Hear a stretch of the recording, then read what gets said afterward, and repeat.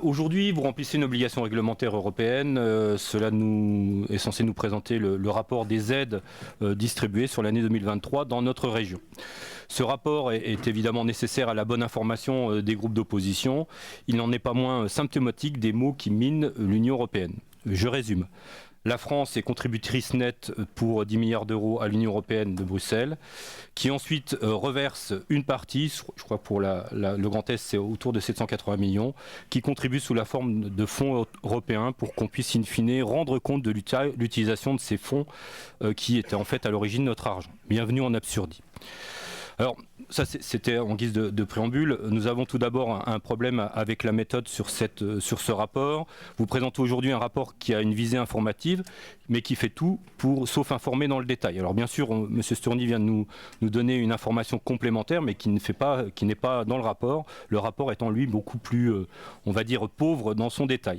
Alors au prétexte de contribuer à la bonne information de notre Assemblée, ce rapport occulte les données essentielles au lieu de les expliciter.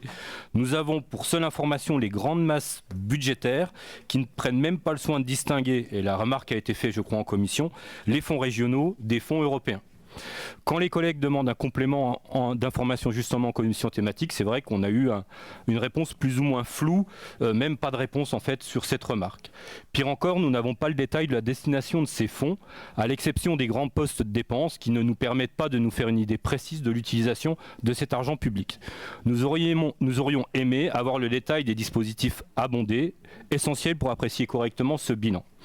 Dans ces conditions, je vois mal comment nous pourrions nous prononcer sur la portée et l'efficacité de ces aides. En termes d'évaluation des politiques publiques, on peut faire mieux. Mais nous devons débattre, et donc nous allons débattre. Prenons le principe même des aides. Et là encore, nous avons des propositions à faire. Vous avez l'habitude, et on le constate, de subventionner les entreprises au détriment d'autres modalités d'aide, peut-être plus pertinentes. J'entends par exemple les prêts et avances remboursables, avec une distorsion de concurrence plus limitée pour les entreprises et qui présente surtout l'avantage de la réversibilité et de la durabilité de ces fonds dans le temps. Avec les subventions, nous nous ôtons la possibilité de récupérer des liquidités pour venir a posteriori en aide à des entreprises qui mériteraient peut-être demain davantage notre soutien. Surtout si ces fonds européens, aujourd'hui disponibles, étaient amenés demain à disparaître, ou en tout cas à diminuer. Il faut désormais voir les choses en grand pour notre région. Loin d'être uniquement un guichet, un carnet de chèques, la région a un rôle déterminant à jouer pour nos entreprises. Ce changement de perspective, vous l'avez, je le reconnais très honnêtement, pris en partie et pris en compte dans le cadre de la principe d'accompagnement des entreprises au long cours, avec notamment le parcours de transformation, le diagnostic 360 que vous venez d'évoquer, Président. Mais nous aurions aimé pour le coup nous avoir un diagnostic 360 de l'ensemble des aides proposées dans notre région.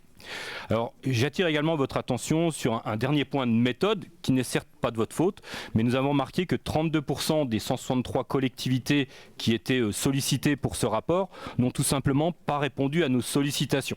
Alors c'est habituel, c'était déjà le cas l'année précédente, ce taux est plutôt stable, mais néanmoins ça devrait nous questionner, puisque c'est la difficulté même de dialoguer de notre collectivité avec d'autres élus qui est effectivement mis en avant.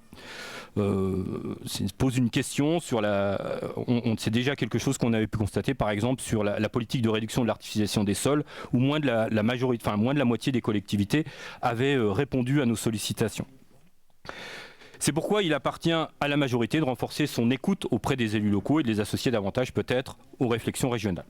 En somme, nous prenons acte de ce rapport parcellaire en l'état et nous espérons disposer à l'avenir d'un rapport plus complet pour évaluer comme il se doit notre politique d'aide aux entreprises qui est, comme vous l'avez rappelé, extrêmement importante. Je vous remercie.